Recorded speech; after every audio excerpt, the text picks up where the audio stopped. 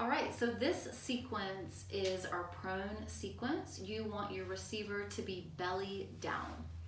I like to move their arms out so that they have a little more space rather than having their arms beside their body. As a giver, you want to start in a kneeling position between their feet. From here, you'll take your feet you'll take your hands underneath their feet and then bend their knees. So now their ankles are stacked above their knees, the soles of the feet are facing up. As you continue to maintain their ankles in your hands, you'll lift your hips coming onto your shins, and now you're going to reposition your hands so that you're taking your palms to their heels, and you'll feel their foot on your forearms. Now, I like to curl my toes, and then I sit back. So now I'm flexing the feet, and then I'll rise up, and I'll do that a couple more times.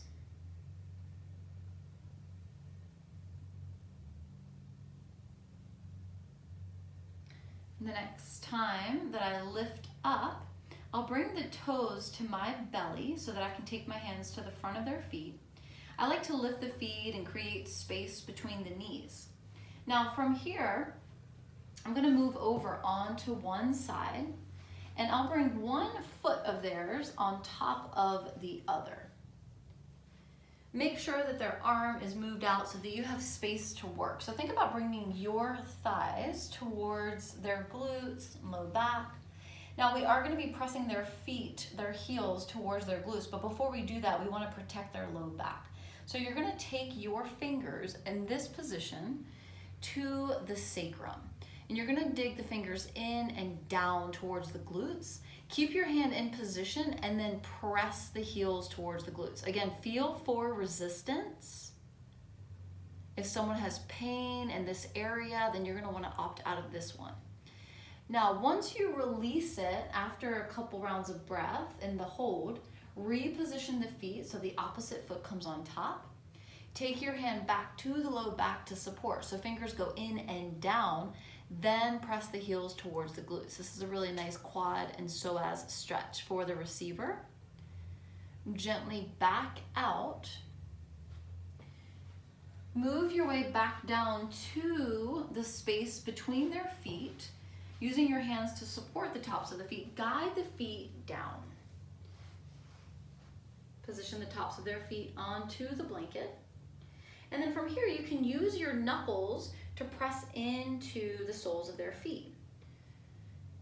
Think about that elephant walking. So you're shifting weight from one side to the other. You can use your fist, you can do palming, you can use your thumbs. This is going to depend on what the receiver wants in regard to how deep they want the pressure to be. Remember, the intention is to provide a therapeutic healing experience for the receiver.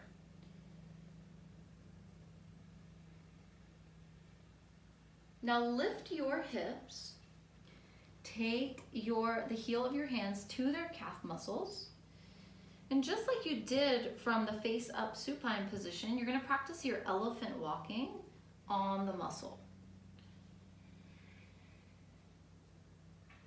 So you're moving the hands up and down the low legs 3 times, avoiding pressing into any area of bone, focusing on the muscle, avoiding the back of the knees.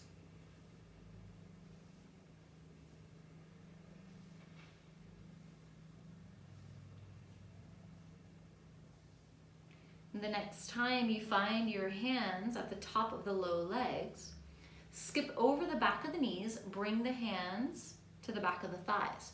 Now remember, as you work with this area, you might need to scoot yourself forward, bringing your knees forward, and then come back into that elephant walking. Pouring your weight from side to side, moving with intention rather than force. Just melting your weight side to side. And walking your hands all the way up to the thut, where the thighs meet the butt. It's another positioning for the feet in the partner yoga practice. And the next time you bring your hands to the thut area, bring your knees even closer. Take your hands off this area, bring them outside, and then take the back of your knees to the thut. One knee at a time. From here, you're gonna let your toes rest onto the mat. Take your fingers to the trapezius. And once you have your fingers positioned there, lean back. Do that a few times.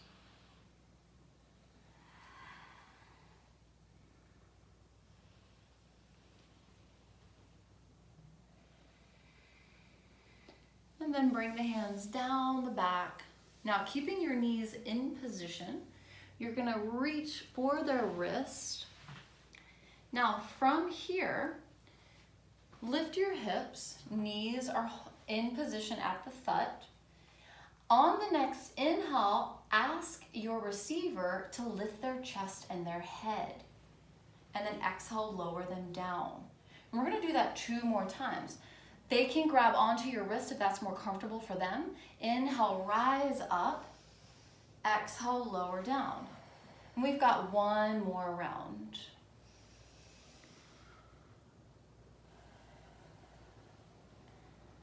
Bring the hands down. Let the receiver relax. From here, you're gonna lift your knees off of the thut area, coming over onto one side. Bring your hand to the sacrum, position your palm there, and just rock the body from side to side. Releasing any tension. Making sure the hand is more toward the glute, but not on the glutes. Rocking from side to side. A great place to go from belly down is seated. But before you do that, you can gently and slowly stop the rocking. Lift the hips, come onto your feet. Stand outside of their hips.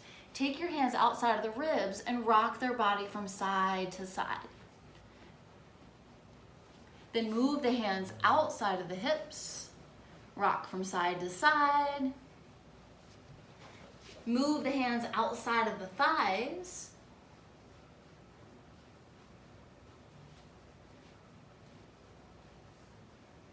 And then let them come into stillness. Swiping the energy off the legs. You could pause here or you can move into seated.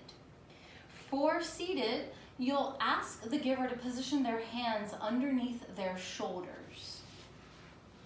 And as a transition to seated, we'll come into child's pose. I like to help the receiver by taking one hand to their shoulder and my other hand to their opposite hip. And then you'll let them know, I'm gonna help you come into child's pose. As you lift your hips, extend your arms. So go ahead and push the floor away with your hands, straighten your arms, lift your hips, and bring your hips towards your heels. And as they come into child's pose, you can give a gentle assist.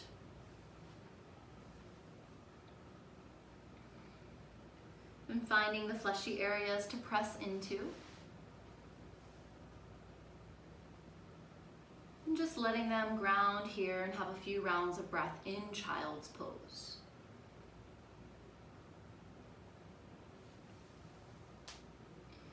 If the receiver has space at the thighs with the knees open, you can take your heel of your hands to the thighs and then practice elephant walking again.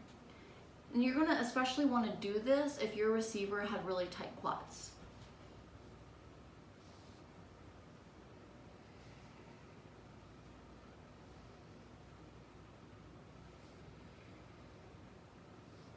I'm going up and down the quads 3 times.